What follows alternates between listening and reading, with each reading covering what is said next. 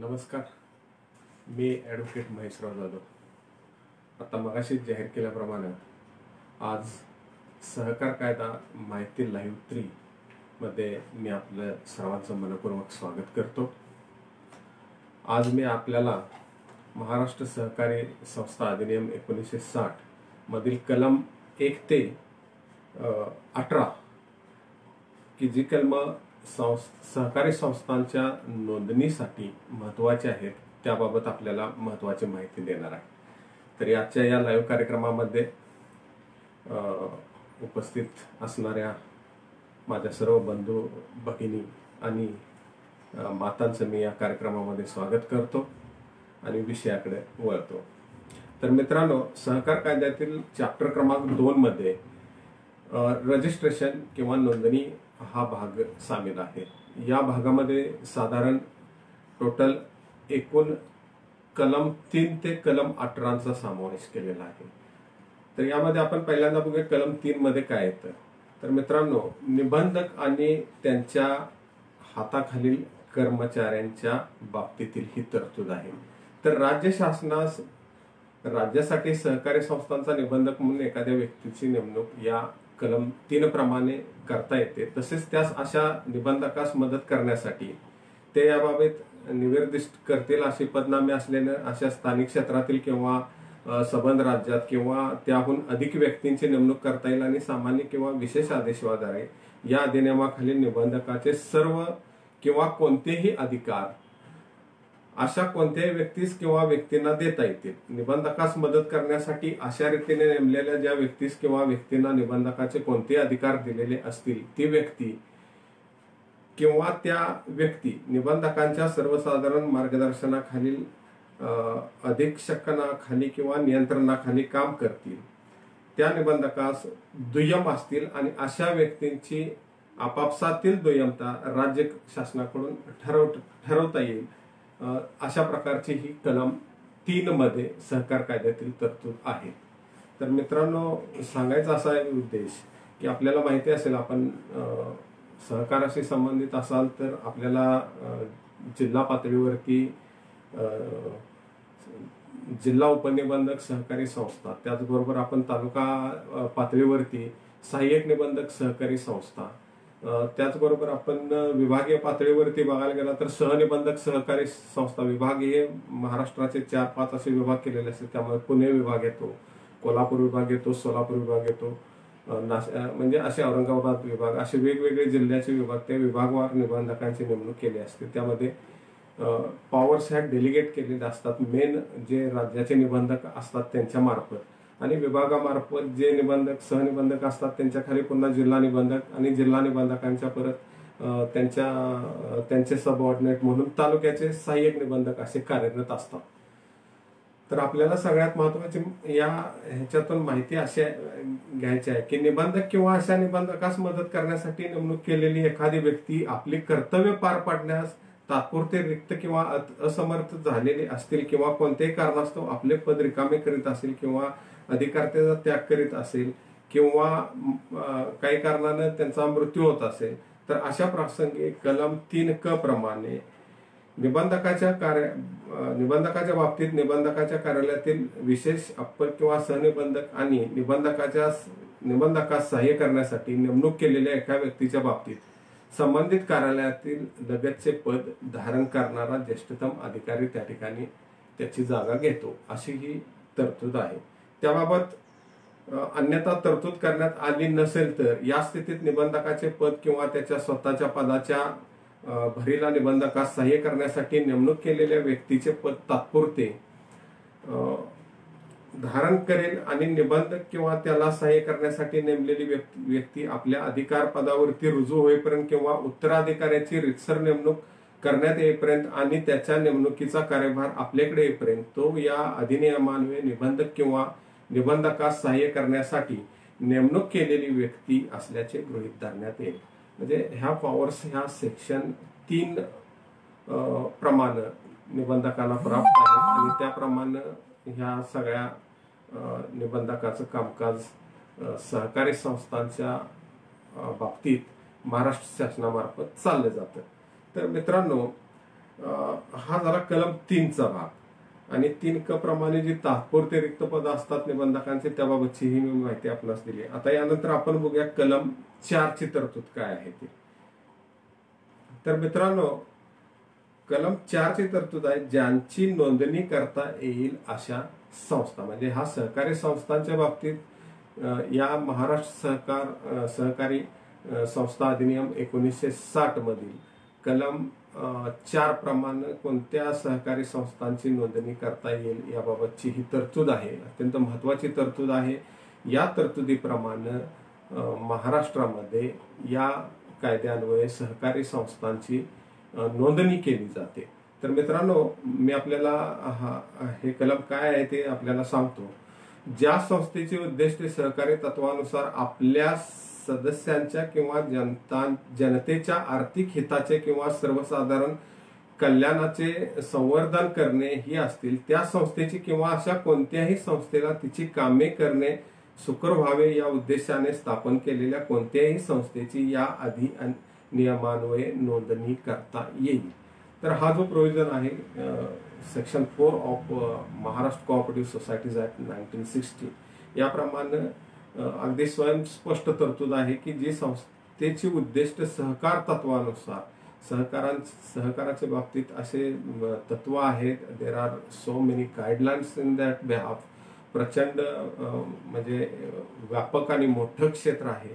त्या तत्वांनुसार या संस्थांमध्ये सामील होणाऱ्या सदस्यांच्या किंवा जनतेच्या आर्थिक हिताचे किंवा सर्वसाधारण कल्याणाचे संवर्धन करणे. बघा, तरतुदीमध्ये अगदी क्लिअर घातलंय की या संस्थेमध्ये सहभागी होणाऱ्या सदस्यांचे किंवा जनतेचा हा शब्द आहे, यामध्ये महत्वाचा शब्द आहे. या सर्व लोकांचे म्हणजे सामील होणारे सदस्य मीन्स मेंबर्स किंवा जनता. मग आता काय होईल, काही संस्थांमध्ये मेंबर्स नसतात, परंतु ते सपोर्टिव्ह म्हणून त्या संस्थेमध्ये काय वेळेला, आता साधं उदाहरणच घ्यायचं झालं तर आपल्याला काही लोक एखाद्या सहकारी संस्थेमध्ये पतसंस्थेचं उदाहरण घेऊया आपण. पतसंस्थेमध्ये साधारण त्यावेळेला सभासदांनी स्थापन केलेले असते. मेन उद्देश असतो सभासदांना कर्जे देणे, ठेवी स्वीकारणे किंवा वित्तीय सहाय्य किंवा वित्तीय पुरवठा किंवा वित्तीय मदत करणे, अशा काही तरतुदी त्या पोटनियमाप्रमाणे किंवा त्या संस्थेच्या अनुषंगाने केलेले असतात. मग त्याला काही फायनान्सर्स असतात, काही डिपॉझिटर्स असतात की त्या संस्थेमध्ये ते आपली स्वतःची जोखीम घेऊन एक मोठी रिस्क घेऊन पैसे तिथं ठेवतात आणि त्या पैशावरती सहकारी संस्थेचं ते कामकाज कर्ज देणे वगैरे चालत असतं. तर अशा प्रसंगी जनतेचा हा शब्द इथं ठेवीदारांच्या बाबतीत किंवा त्या पद्धतीचे जे एड्स मिळत असतात जनतेतून त्या लोकांच्या हिताच्या संरक्षणाकरता ही तरतूद कलम 4 प्रमाणे आहे की ह्या जनतेच्या आर्थिक हिताचे किंवा सर्वसाधारण कल्याणाचे संवर्धन करणे. म्हणजे त्या संस्थेच्या मेन उद्देशासाठी सपोर्ट करणारा जो ग्रुप असतो की जो सभासद नसतो पण जनतेमधून त्या संस्थेमध्ये सामील झालेला असतो, तर अशा लोकांचं संवर्धन, त्यांचं कल्याण किंवा त्यांचे आर्थिक हित बघण्याची जबाबदारी ही त्या संस्थांची असते. तर हा विषय अगदी क्लिअर होतो यामध्ये. आणि सहकारी संस्थांच्या नोंदणीस अनुसरून कलम 4 मध्ये हे केलेली तरतूद अत्यंत महत्वाची आहे. ह्या कलम 4च्या तरतुदीचा उद्देश पूर्णपणे समजल्याशिवाय कोणी सहकारी संस्थेची स्थापना करू नये असं माझं प्रामाणिक मत आहे. मध्यंतरी काही संस्था डबघाईला आल्या, काही संस्थांची नोंदणी रद्द झाली, काही संस्थांच्या वरती कारवाया झाल्या, काही संस्थांच्या वरती कारवाई झाल्यामुळे लोकांचे, जनतेचे प्रचंड हाल झाले. तर त्याला कारणीभूत असं होतं की या संस्थांमध्ये सामील असणाऱ्या म्हणजे कलम 4 मध्ये जिथं सदस्यांच्या किंवा जनतेच्या आर्थिक हिताचे किंवा सर्वसाधारण कल्याणाचं संवर्धनच झालं नसेल तर अशा प्रसंगी शासनाला किंवा निबंधकांना पर्याय राहत नाही. त्यामुळे कारवाई होते आणि निष्कारण एखादं चांगलं युनिट किंवा एखादं चांगलं संस्था त्यामुळं नामशेष होते. तर मित्रांनो, आपण जर सहकारी संस्था यापुढे जर एखादी इस्टॅब्लिश करायचा आपला उदात्त हेतू असेल, जनतेच्या किंवा त्यामध्ये सामील असणाऱ्या सभासदांच्या किंवा सदस्यांच्या आपण आर्थिक हिताचे किंवा सर्वसाधारण कल्याणाचे संवर्धन त्या माध्यमातून करणार असाल तर ही प्रोव्हिजन आपण निश्चित समजून घ्या आणि या प्रोव्हिजनच्या व्यापक जो अर्थ आहे त्या अर्थातून सहकारी संस्था इस्टॅब्लिश करण्याचा मूळ उद्देशच कलम 4 मध्ये इस्टॅब्लिश केला गेला असल्यामुळं तो जोपर्यंत आपण पूर्णपणे समजून घेत नाही तोपर्यंत आपण या बाबतीत कोणतीही रिस्क घेऊ नका असं माझं प्रामाणिक मत आहे. तर आता याच्यामध्ये पुढे आणखी हा प्रोव्हिजन काय म्हणतो बघू आपण मित्रांनो. परंतु कोणतीही संस्था आर्थिकदृष्ट्या दुबळे होण्याचा संभव असेल किंवा जिच्या नोंदणीमुळे सहकारी चळवळीच्या विकासावर प्रतिकूल परिणाम होण्याची शक्यता असेल किंवा जिची नोंदणी ही राज्य शासन वेळोवेळी काढेल आणि धोरणाविषयक निर्देशांच्या विरोधी होण्याची शक्यता असेल तर अशा कोणत्याही संस्थेची नोंदणी करण्यात येणार नाही. म्हणजे एकीकडे हा प्रोव्हिजन किंवा ही कायद्यातील कलम 4 मधली तरतूद क्लिअर म्हणते की जनतेच्या किंवा सदस्यांच्या आर्थिक हिताचे किंवा सर्वसाधारण कल्याणाचे संवर्धन करणे असे उद्देश असायला पाहिजे आणि दुसरीकडे हाच प्रोव्हिजन अगदी क्लिअर म्हणतो की यामुळं कोणतीही संस्था आर्थिकदृष्ट्या दुबळी होण्याचा संभव असेल किंवा जिच्या नोंदणीमुळे सर्वसाधारण विकासावर किंवा सहकार चळवळीच्या विकासावर प्रतिकूल परिणाम होण्याची शक्यता असेल किंवा जिची नोंदणी ही धोरणांच्या विरुद्ध असेल शासनाच्या मार्गदर्शक तत्वांच्या विरुद्ध असेल तर अशा संस्थांची नोंदणी करण्यात येणार नाही. त्यामुळे उद्देश फार अगदी क्लिअर पाहिजे.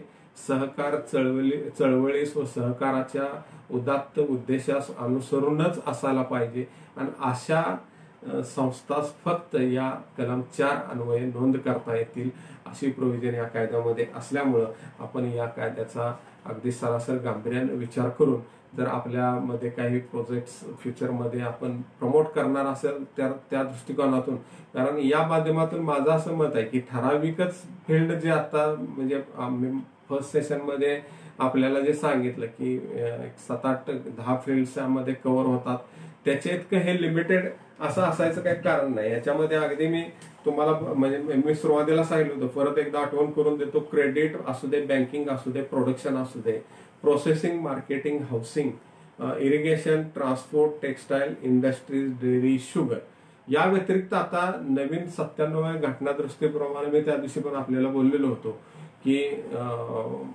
फॉरेन डायरेक्ट इन्व्हेस्टमेंटच्या अनुसरून जे आता आपल्याला ग्लोबल मार्केटिंगच्या बाबतीत किंवा ट्रेडिंग पॉलिसीच्या बाबतीत जे बदल व्हायचे आहेत किंवा ज्याच्या पद्धतीने आपल्याला पुढे आव्हान आहेत त्यासाठी सुद्धा नवीन नवीन काहीतरी इनोव्हेटिव्ह आयडिया घेऊन आपल्याला सहकाराच्या माध्यमातून या सर्वांच्या वरती मात करायला आपण सगळ्यांनी तयार राहायला पाहिजे. आणि दुसरी गोष्ट म्हणजे रिटेल ट्रेडिंग. रिटेल ट्रेडिंगचा अर्थ म्हणजे मित्रांनो आता सध्या कसं असतं की डायरेक्ट मॅन्युफॅक्चरर टू कस्टमर हे जे आधीमध्ये जे म्हणजे जे टप्पे होते ते आता सगळे संपुष्टात येऊन डायरेक्ट मॅन्युफॅक्चरर पासून तो डायरेक्ट कंझ्युमर पर्यंत कसा ते गुड्स असतील किंवा जे त्यांचं प्रोडक्शन असेल ते जाईल यास अनुसरून आपल्याला ही आव्हानं आहेत आणि ही कदाचित सहकारी संस्थांच्या मार्फत आपल्याला पूर्ण करता येऊ शकतील असे वाटते. त्या पद्धतीने जर आपण विचार करणार असाल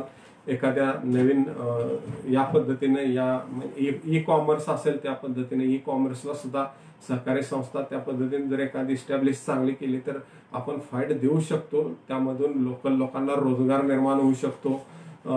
त्या लोकल जे प्रोडक्शन आहे मॅन्युफॅक्चरर आहेत लोकल त्यांचा जर क्वालिटी मटेरियल असेल तर निश्चितच तर त्या संस्थेच्या एखाद्या आपल्या त्या पद्धतीच्या माध्यमातून डिरेक्टली आपण we can reach up to the local customers. म्हणजे हे ट्रेडिंग जर आपल्याला असेल तर ते आपल्या लक्षात येईल त्या पद्धतीने ते होऊ शकतं.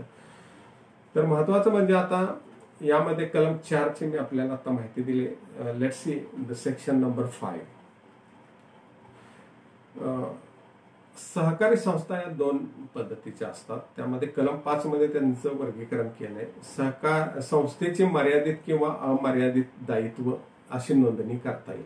म्हणजे लिमिटेड लायबिलिटी आणि अनलिमिटेड लायबिलिटी. आपण संस्थांच्या नावामध्ये साधारण वाचतो की XYZ सहकारी संस्था मर्यादित किंवा XYZ सहकारी संस्था अशा नावात लिमिटेड जिथे येतं तिथं ते दायित्व मर्यादित असतं आणि जिथं अमर्यादित स्वरूपाचं असतं तिथं लिमिटेड हा शब्द वापरला जात नाही. तर मित्रांनो, हे त्या ह्याच्याप्रमाणे संस्थेच्या उद्देशाप्रमाणे किंवा ते जे त्यांचं प्रमोटर जे असतील किंवा त्यांचा उद्देश असेल त्यावरती त्याचं दायित्व आणि इतर कायद्यातील तरतुदीप्रमाणे त्यांचे जे काय बेसिक त्यांची कॉन्सेप्ट असेल संस्थेची त्यावरती ते ठरत असतं.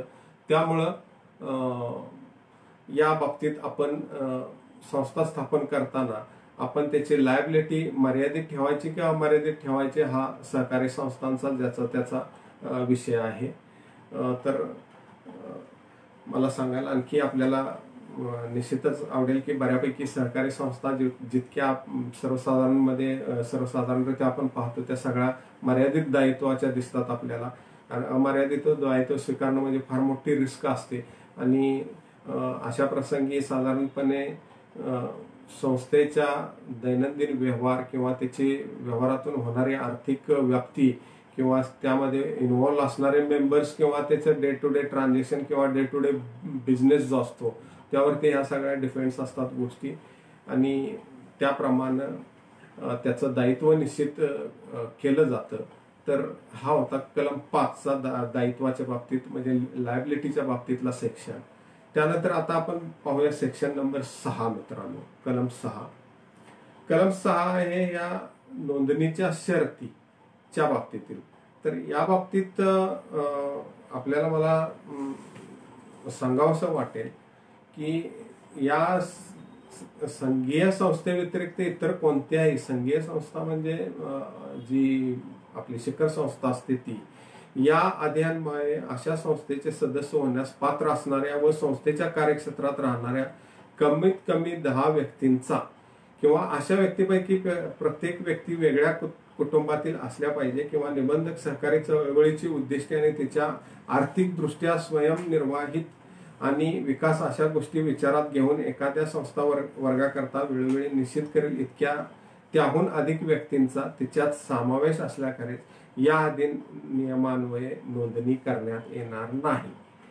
तर या कलम 6 प्रमाणे कमीत कमी 10 व्यक्ती की ज्या स्वतंत्र कुटुंबातील असतील किंवा निबंधकांना जर वाटले की सहकारी चळवळीच्या उद्दिष्टास आणि आर्थिकदृष्ट्या स्वयंनिर्वाहता आणि विकास या गोष्टी विचारात घेऊन एखाद्या संस्था वर्गाकरता वेळोवेळी निश्चित करेल इतक्या किंवा त्याहून अधिक व्यक्तींच्या समावेशानंच सहकारी संस्थेची नोंदणी केली जाते. तर यामध्ये लिमिट हे 10 व्यक्तींचं मिनिमम कायद्याने घालून दिलेलं आहे.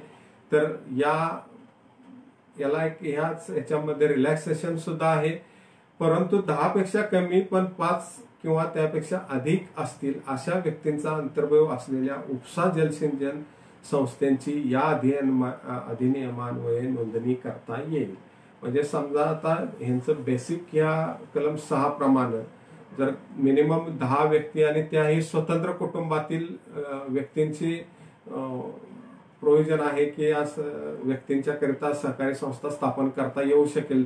म्हणजे ह्या 10 व्यक्ती की ज्या स्वतंत्र कुटुंबातील आहेत त्या वर कलम 4 मध्ये नमूद केल्याप्रमाणे किंवा त्या सहकारी चळवळीचे उद्दिष्टे आणि त्यांच्या आर्थिकदृष्ट्या स्वयंनिर्वाहतेच्या बाबतीत आणि विकासाच्या दृष्टिकोनातून त्यांना स्वतंत्र कुटुंबातील व्यक्ती असल्या पाहिजेत अशी जी तरतूद आहे त्याही पेक्षा जर एखादी गोष्ट 10 लोकांच्या ह्याच्यातून ती जर आर्थिकदृष्ट्या सक्षम होऊ शकत नसेल तर आता या ठिकाणी मला एक गोष्ट आपल्याला सांगायला आवडेल मित्रांनो. प्रत्येक सहकारी संस्थेचं म्हणजे अगदी साधी प्रायमरी डेअरी कलेक्शन सोसायटी असते, दूध मिल्क कलेक्शन सोसायटी, डेअरी संस्था, गावातील दूध व्यावसायिक संस्था, तिथपासून ते अगदी सहकारी साखर कारखान्यापर्यंत किंवा अगदी मोठे कुठले स्पिनिंग मिल्स असतील मोठ्या अशा, तर अशा ह्याच्यासाठी राज्य शासनाने प्रत्येक संस्थासाठी म्हणजे अगदी मिनिमम मेंबर्स किती असावेत, त्याच्यामध्ये दररोज कलेक्शन त्यांच्याकडे होणाऱ्या दुधाचं किती असावं किंवा सहकारी साखर कारखान्याचं घ्यायचं झालं तर त्या सभासदाचं किती ऊस क्षेत्र त्याचं असावं कमीत कमी, ह्या गोष्टी ठरवलेल्या असतात आणि त्याप्रमाणे प्रत्येक संस्थे ती आर्थिकदृष्ट्या सक्षम व्हावी, तिचे व्यवहार किंवा त्यांच्या मार्फत होणारे सगळे सहकारी संस्थांचे जे आर्थिक घडामोडी आहेत त्यातून सभासदांचा लाभ व्हावा यासाठी जे आर्थिक ट्रान्झॅक्शन होणार आहेत त्यासाठी सभासदांची संख्या कमीत कमी किती आहे ते प्रत्येक संस्था टू संस्था बदलत जाते.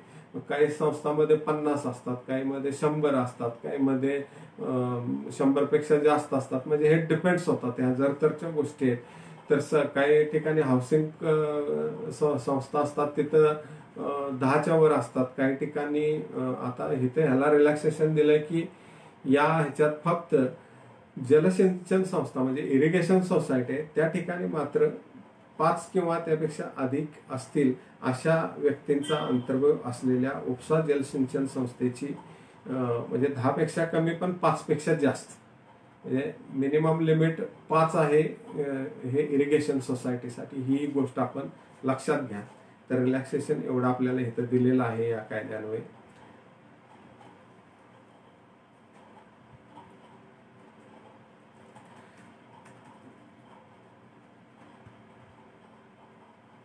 त्याचबरोबर काही सदस्यांच्या संस्थेतील कार्यक्षेत्रातील निवासाबाबतची शर्त असते. सहकारी पतसंस्था संस्था असलेल्या संस्थेच्या नोंदणीस ही तरतूद लागू होत नाही, परंतु काही ठिकाणी आता आपल्या गावामध्ये किंवा रुरल एरियामध्ये जिथं विकास सेवा संस्था असतात किंवा ग्रामीण बिगर शेती किंवा ग्रामीण पतसंस्था असतात या ठिकाणी कार्यक्षेत्राबाबतची अट आणि निवासाची अट अगदी मॅन्डेटरी असते.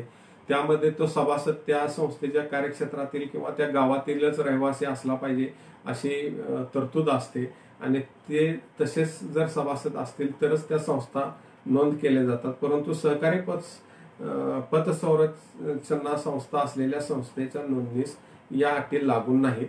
परंतु तसेच की निबंधकास संस्थांच्या किंवा संस्थांच्या वर्गाच्या नोंदणीसाठी मानके व शर्ती विनिर्दिष्ट करता येतील. म्हणजे त्या पद्धतीनं रजिस्ट्रार्ड जे आहेत ते किंवा निबंधक आहेत त्या अशा संस्थांच्या नोंदणीच्या म्हणजे जे क्लास आहेत संस्थांचे त्याप्रमाणे त्या संस्थांच्या नोंदणीसाठीची मानके किंवा शर्ती किंवा विनिर्दिष्ट करतात आणि त्याप्रमाणे संस्था मित्रांनो नोंद केली जातात. आता याबाबत इथं कायद्यामध्ये काही वेळेला स्पष्टता नसते आणि इथं या ठिकाणी तेच प्रॉब्लेम असल्यामुळं शासनानं प्रत्येक संस्थेचे ज्या ज्या संस्था आता अस्तित्वात आहेत किंवा ज्या येऊ शकतात मग त्यामध्ये दूध डेअरी असू दे, विकास सेवा संस्था असू दे, पतसंस्था असू दे, एखादी बँक असू दे, सहकारी साखर कारखाना असू दे, स्पिनिंग असू देत, यंत्रमाग संस्था असू देत, तर यांच्या नोंदणीसाठी प्रत्येक या पद्धतीच्या संस्थांसाठी महाराष्ट्र शासनाने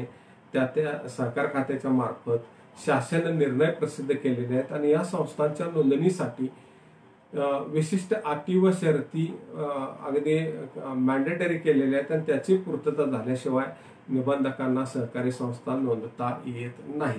तर या गोष्टी अत्यंत आपण लक्षात घ्याव्यात. त्या अनुसरून त्या संस्थेच्या जेव्हा आपण नोंदणीसाठी जाल किंवा नोंदणी करायचा आपला काही विशेष प्रोजेक्ट असेल तर त्यासाठी आपल्याला त्या अनुसरून आपल्याला त्या सहकार खात्याने त्या वेळेला जे GR डिक्लेअर केलेत किंवा GR काढलेत त्याचे आपण अभ्यास करावा आणि त्या पद्धतीने सहकारी संस्थांची नोंदणी करावी.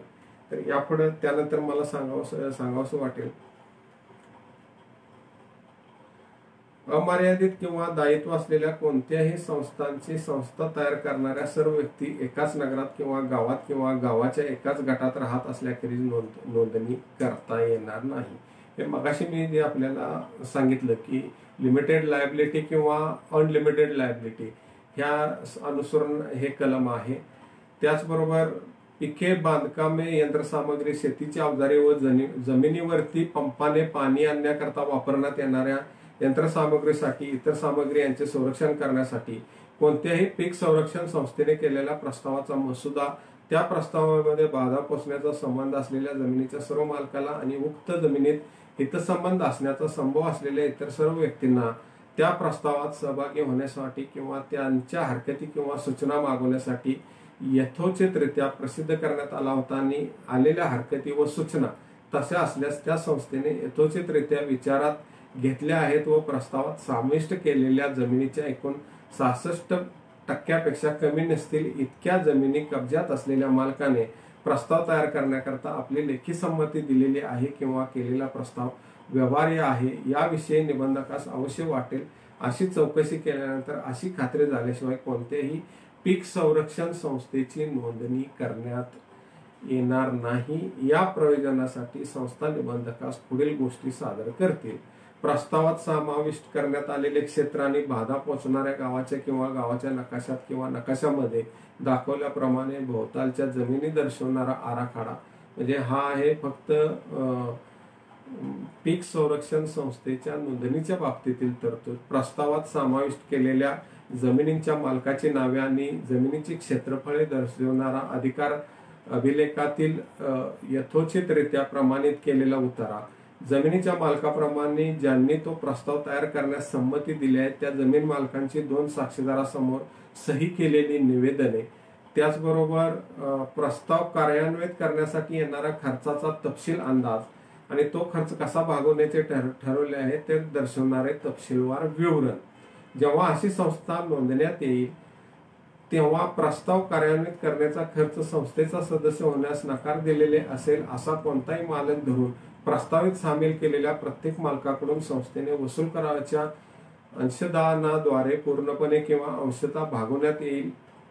प्रस्तावात समाविष्ट केलेला प्रत्येक जमीन मालक अशा जमिनीच्या बाबतीत वेळोवेळी वसूल करावयाचे अंशदान देण्याकरता मुख्यत्वे जबाबदार असेल। म्हणजे एखादी हे आता हा विषय होता हा मित्रांनो। सगळ्यात महत्वाचा म्हणजे पीक संरक्षण संस्थेच्या नोंदणी करण्याच्या बाबतीत किती म्हणजे त्या संस्थेमधील गावामध्ये सामील असणाऱ्या जमीनधारकांची किंवा भागधारकांची माहिती, न होणाऱ्या माहिती, त्याचबरोबर त्यांचे सगळे जे नकाशे वगैरे या सगळ्या बाबतीत या सर्व गोष्टी संपूर्ण नमूद केल्याशिवाय त्या प्रस्तावामध्ये आणि त्याचबरोबर कोणत्याही म्हणजे या बाबतीत जमिनीच्या बाबतीत वेळोवेळी वसूल करावयाचे अंशदान देण्याकरता जबाबदारी या सर्व गोष्टी यामध्ये सामील केलेल्या आहेत। त्यामुळे मर्यादित किंवा अमर्यादित हा शब्द अधिनियमान्वये नोंदलेल्या किंवा नोंदण्यात आले आहे असे समजण्यात येणाऱ्या यथास्थिती मर्यादित किंवा अमर्यादित दायित्व असलेल्या प्रत्येक संस्थेच्या नावातील शेवटचा शब्द असेल। म्हणजे हे या ठिकाणी क्लिअर होतं कलम 6 मध्ये।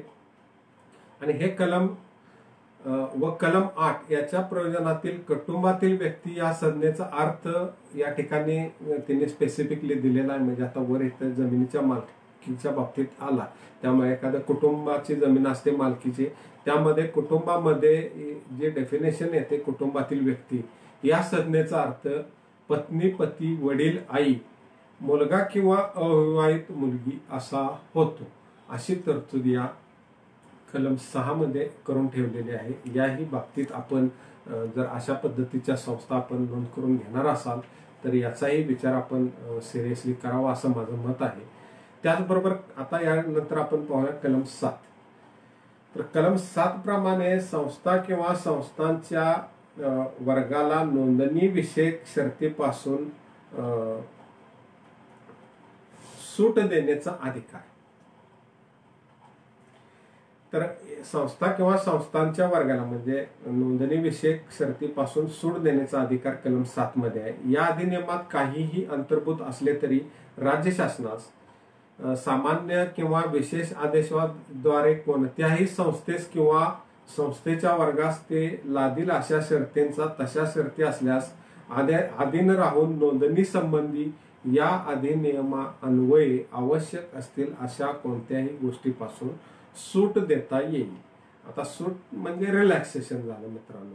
तर त्यासाठी स्पेशल गव्हर्नमेंटची ऑर्डर निघते, तर तसा प्रस्ताव स्पेशल काहीतरी असेल त्यामध्ये तरतूद जर असेल एखाद्या संस्थेच्या नोंदणीस ती अडसर ठरत असेल तर काही अटी रिलॅक्स केल्या जातात, त्याला अट शिथिल असं म्हटलं जातं आणि शासन निर्णय घेऊन किंवा ते कॅबिनेट जे असतं शासनाचं गव्हर्नमेंटचं त्यामध्ये तसे ठराव पारित होऊन तशा संस्थांना प्रोत्साहन देण्यासाठी काही अटी किंवा शर्ती जर जाचक असतील तर त्या अट शिथिल करून स्पेशल डिसिजन घेऊन तसे गव्हर्नमेंट रिझॉल्युशन्स करून या तरतुदीप्रमाणे संस्था स्थापनेचा मार्ग सुकर केला जातो असं माझं मत आहे. परंतु आणखी असे की सदस्यांच्या किंवा कार्यक्षेत्रातील निवासाची शर्त किंवा पतसंस्था असलेल्या संस्थेच्या नोंदणीस अनुसरून असणार नाही.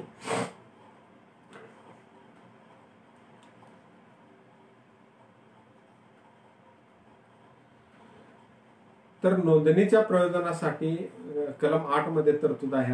आता मी 7 मधली सांगितली. नोंदणीच्या प्रयोजनासाठी निबंधकांच्याकडे विहित नमुन्यात 8 मध्ये तरतूद अशी येते की नोंदणीसाठीचा अर्ज करावाचा असतो त्याची तरतूद आहे. Application for registration of cooperative societies.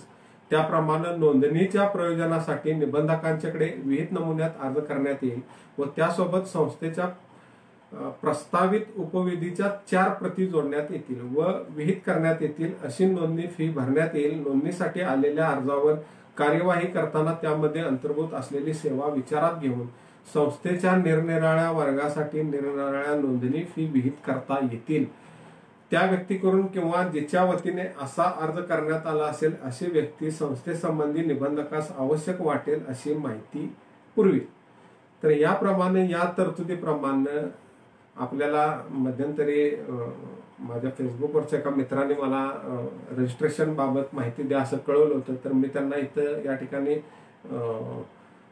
सांगू इच्छितो की आपण कलम 8 मधील तरतुदीप्रमाणे प्रस्ताव आपल्याला ज्या संस्थेचा म्हणजे ज्या वर्गाची संस्था आपल्याला स्थापन करायची आहे त्या पद्धतीनं त्याचा जो प्रस्ताव असतो तो आपल्याला निबंधकांच्या कार्यालयाकडे सादर करावा लागेल.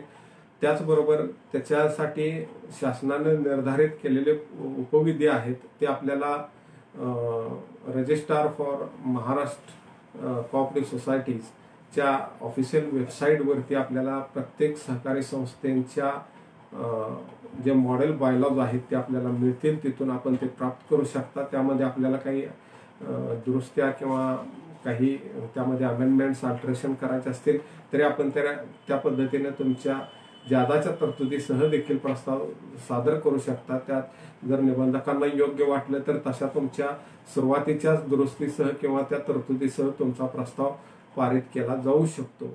तर अशा अर्जावरती पुढील तरतुदीप्रमाणे 8.2 संघीय संस्थेखेरीज इतर संस्थांच्या बाबतीत अधिनियमान्वये अर्हता प्राप्त असतील अशा कमीत कमी 10 व्यक्तींनी अशा व्यक्तीपैकी प्रत्येक व्यक्ती वेगळ्या कुटुंबातील असली पाहिजे आणि संघीय संस्थेच्या बाबतीत कमीत कमी 5 संस्थांनी सह्या केल्या असल्या पाहिजेत. म्हणजे बेसिक प्रपोजल फाईल करताना सहकारी संस्थांचं कमीत कमी 10 व्यक्ती की ज्या स्वतंत्र कुटुंबातील असायला पाहिजेत. आणि हे झालं साध्या रेग्युलर आपल्या जनरल कोऑपरेटिव्ह सोसायटीसाठी. आणि संस्थांची संस्था जिथं आपण कॉन्सेप्ट येतो आपला फेडरल सोसायटीच्या बाबतीत तर त्या ठिकाणी आपल्याला किमान त्यामध्ये सामील होणाऱ्या 5 संस्थांनी त्या प्रस्तावावरती सह्या करायला पाहिजेत अशी कलम 8.2 ख मध्ये तरतूद केलेली आहे. तर याही बाबतीत आपण तसे जर कोणती सहकारी संस्था आपल्याला रजिस्टर किंवा नोंद करावायची इच्छा असेल तर या प्रोव्हिजन्स आपल्याला समजून घेणं अत्यंत आवश्यक आहे. एखाद्या संस्थेच्या वतीने करण्यात आलेल्या अर्जावरती कोणतीही सही त्या व्यक्तीने केली असेल ती व्यक्ती अशा संस्थेच्या समितीची सदस्य नसेल आणि त्या व्यक्तीने समितीने आपल्या वतीने संस्थेच्या आणि तिच्या उपविधीची नोंदणी करण्यासाठी केलेल्या अर्जावर सही करण्यासाठी ठरावाद्वारे प्राधिकृत केले नसेल तर अशा ठरावाची एक प्रत अर्जात जोडण्यास आली नसेल तर विधिग्राह्य असणार नाही. तर संस्था स्थापन करण्यासाठी मित्रांनो जे प्रपोजल दिलं जातं त्यामध्ये आवश्यक ते प्रमोटर्स हे असतात. सामील असणाऱ्या सभामधून ते प्रमोटर्स जे कमिटी असते ती इस्टॅब्लिश होते आणि त्या सामील झालेल्या सभासदांच्या वतीनं प्रमोटर्स मेंबर्स काही रिझॉल्युशन्स प्री रजिस्ट्रेशन पास करतात for the purpose of registration आणि सामील नसलेल्या व्यक्तींच्या वतीनं तो प्रस्ताव तिथं निबंधकांच्या कार्यालयात सादर केला जातो. पण अशा ठिकाणी जर कुठलाही रिझॉल्युशन तसा सामील असणाऱ्या व्यक्तींच्या वतीनं नसेल तर ते प्रपोजल कायदेशीर होत नाही मित्रांनो. त्यामुळं आवश्यक असलेले सर्व प्रकारचे प्रपोजलमधील प्री रजिस्ट्रेशन रिझॉल्युशन त्या संपूर्ण प्रपोजलमध्ये विहित नमुन्यात निबंधकांच्याकडे सादर करणं बंधनकारक आहे. ही गोष्ट आपण ध्यानात घ्या. या प्रोव्हिजननुसार ती मॅन्डेटरी आहे, अन्यथा आपला प्रस्ताव हा लिगल होत नाही. त्याचबरोबर मित्रांनो, आता कलम 9 वरती आपण येऊया. कलम 9 हा देखील नोंदणी संदर्भात आहे. आता ह्या सगळ्या जे आतापर्यंतची प्रोसिजर आहे, निबंधकांची आपण कामं बघितली, त्यानंतर सहकारी संस्था कुठल्या पद्धतीच्या स्थापन करता येतील, त्यामध्ये किती सभासद असावे लागतील कमीत कमी, त्याचबरोबर त्यांचे लायबिलिटीज आपण संस्थेचे लिमिटेड अनलिमिटेड ह्या गोष्टी लक्षात घेतल्या. तर आता संस्थेचे नोंदणी करते वेळी कलम 9 प्रमाणे 9(1) प्रमाणे एखादा प्रस्तावित संस्थेने हा अधिनियम व नियम यांच्या तरतुदींचे किंवा त्यावेळेला अंमलात असलेल्या अन्य कोणत्याही कायद्याचे अथवा कलम 4 खालील राज्य शासनाने दिलेल्या धोरणात्मक निर्देशांचे पालन केलेले आहे व तिचे प्रस्तावित उपविधी व अधिनियमाच्या किंवा नियमाच्या विरुद्ध नाहीत अशी निबंधकांची खात्री झाली असेल तर तो अर्ज मिळालेल्या दिनांकापासून 2 महिन्याच्या आत अशा संस्थेची व तिच्या उपविधीची नोंदणी करतील. तर या कलम 9 प्रमाणे आपण आता मागापासून आपल्याला कलम 3 ते 8 मधील ज्या तरतुदीप्रमाणे जी प्रोसिजर रजिस्ट्रेशनची आहे ते आपल्याला जी दाखवली, त्या पद्धतीने आपल्या प्रस्तावाची चौकशी निबंधक करतात. त्यांच्या कार्यालयामध्ये त्या प्रस्तावाची स्क्रुटिनी केली जाते.